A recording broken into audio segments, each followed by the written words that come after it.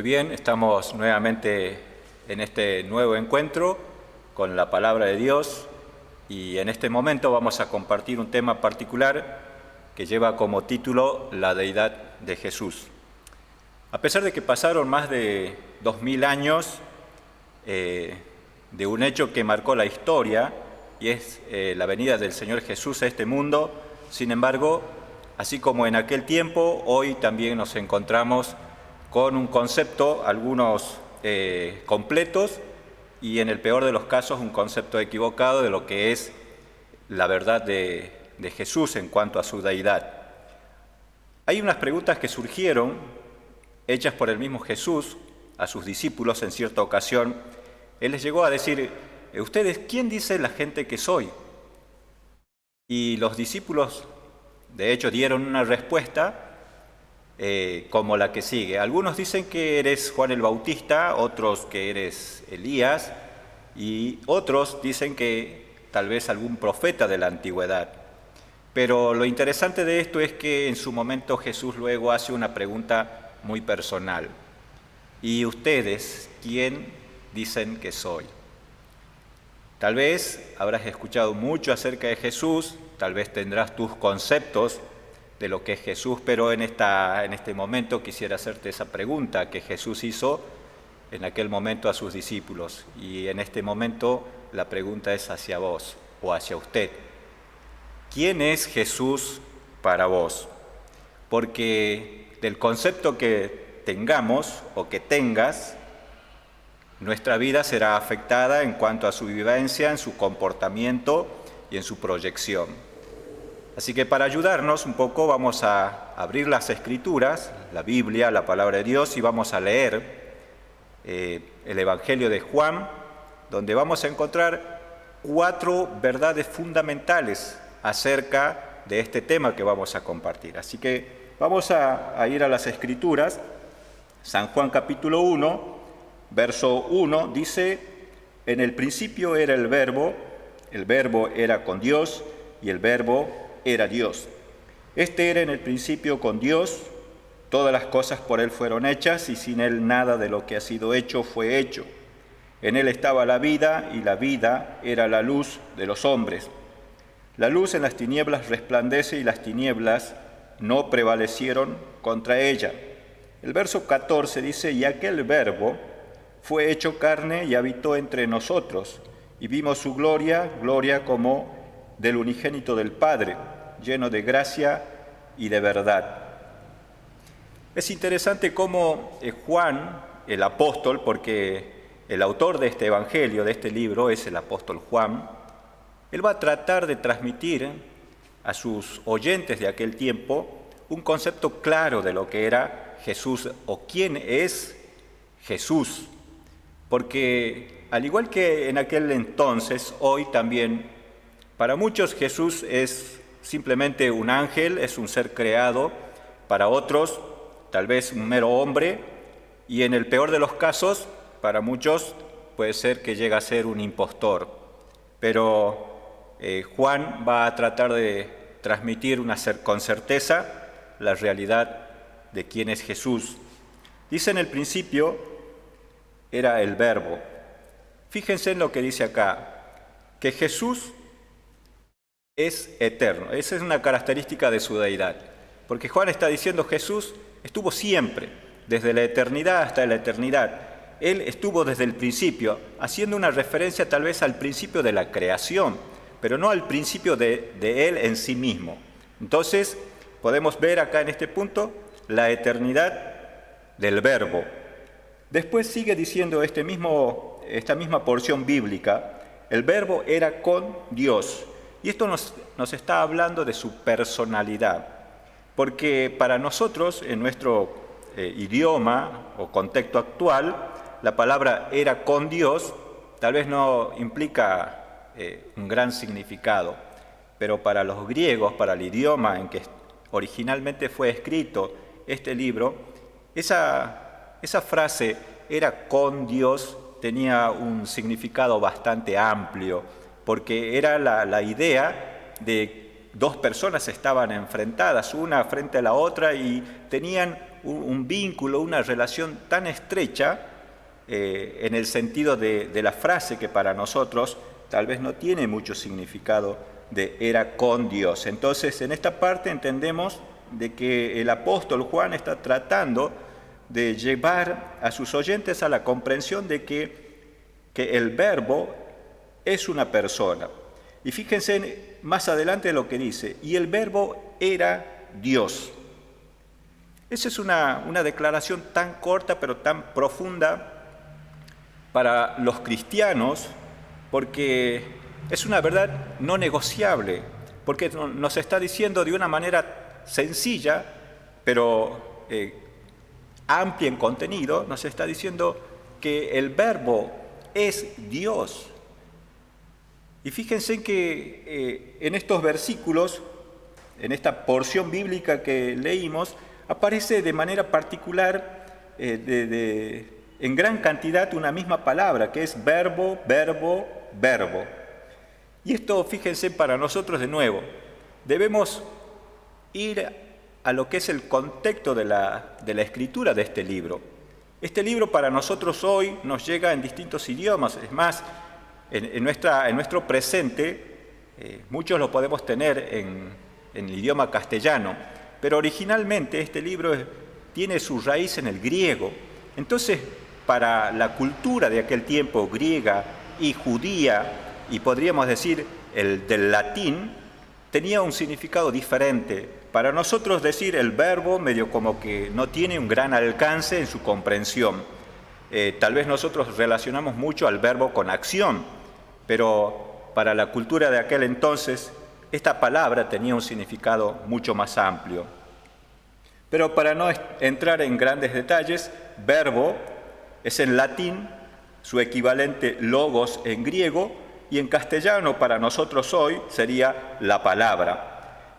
No vamos a entrar mucho en lo que es el detalle del significado de esta palabra, simplemente vamos a usar, así como Cristo y Mesías, que también para nosotros es muy común escuchar estas palabras, aunque a veces no hemos llegado a la comprensión del significado de cada una de ellas. Simplemente lo vamos a tomar como el verbo relacionado a su equivalente a Jesús.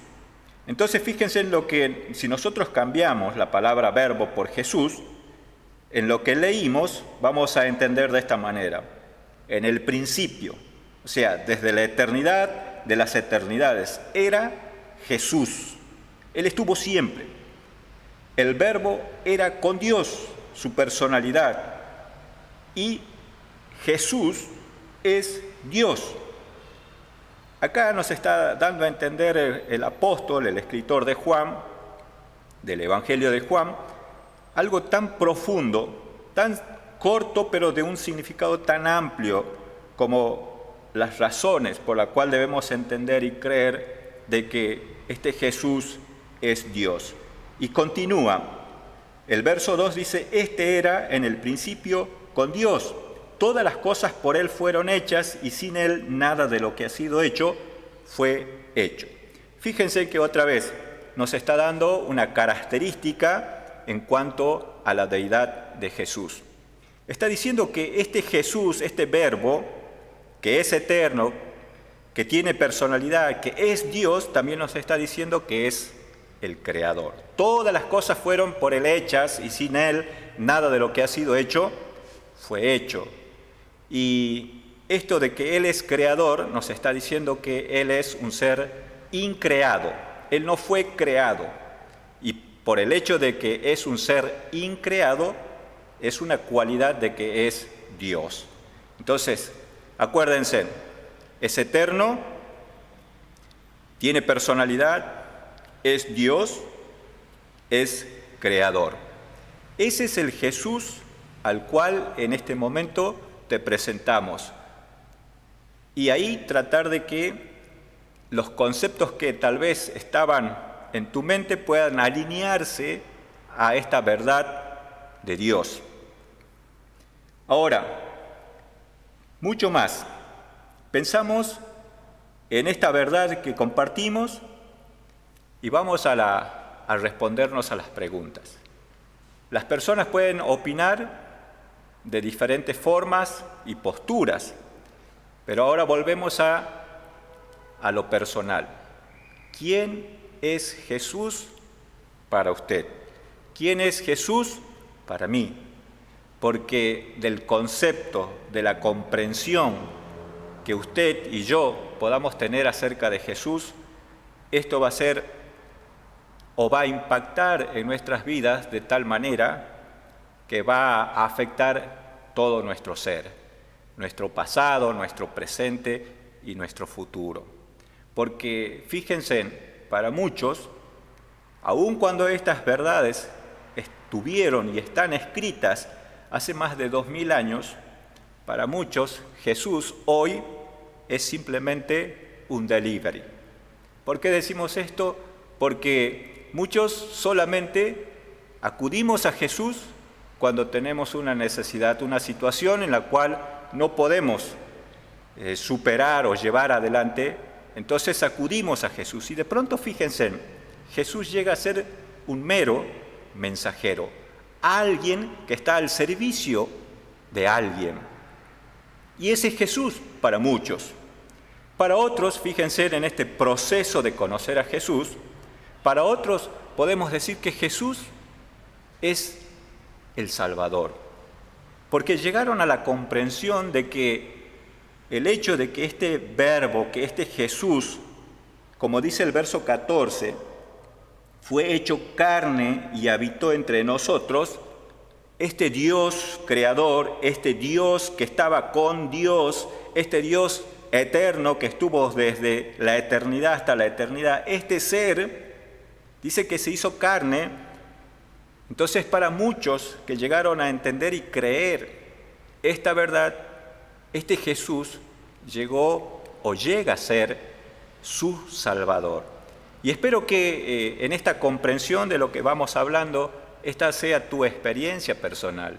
Que en este momento usted o vos puedas decir, sí, Jesús es mi Salvador, porque Él es el Dios hecho hombre que vino a este mundo por amor a usted, por amor a mí, y en una cruz de maldición se ofreció como único medio y única forma de poder quitar mis pecados o sus pecados. Entonces Jesús toma otra dimensión para quienes han llegado a tener esta experiencia.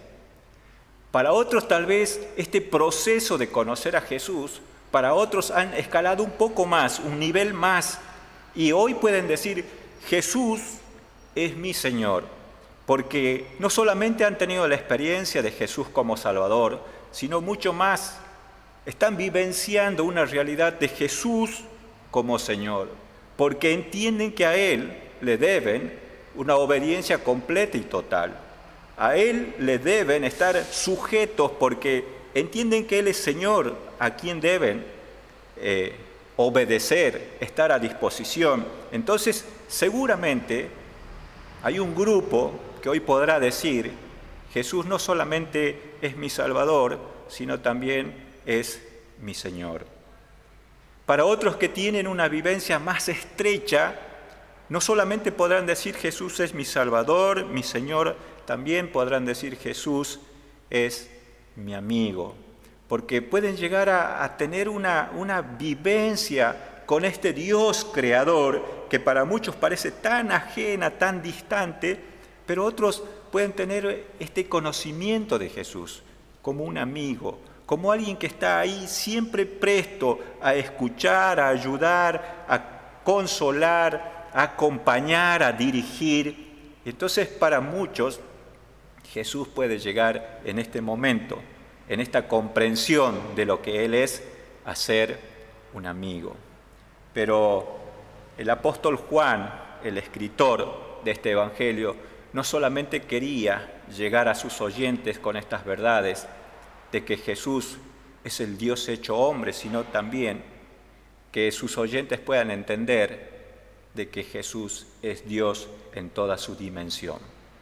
Y creo que la comprensión de este concepto de que Jesús es Dios va a afectar toda nuestra vida, como hemos mencionado hace un rato.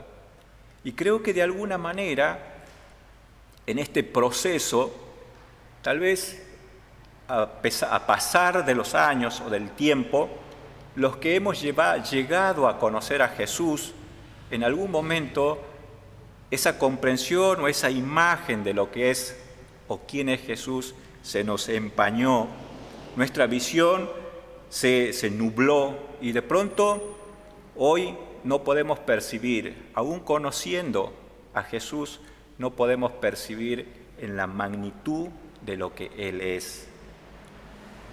En una oportunidad, también un encuentro de Jesús con sus amigos, los discípulos, uno de ellos le llegó a decir: muéstranos al Padre y nos basta. Y Jesús tuvo que decirle: tanto tiempo hace que estoy con ustedes y todavía no me han conocido. Y él le dijo: el que me ha visto a mí, ha visto al Padre. ¿Cómo dices tú, muéstranos al Padre y nos basta? Fíjense en que como personas que conocemos a Jesús, tal vez podemos llegar a tener esta vivencia.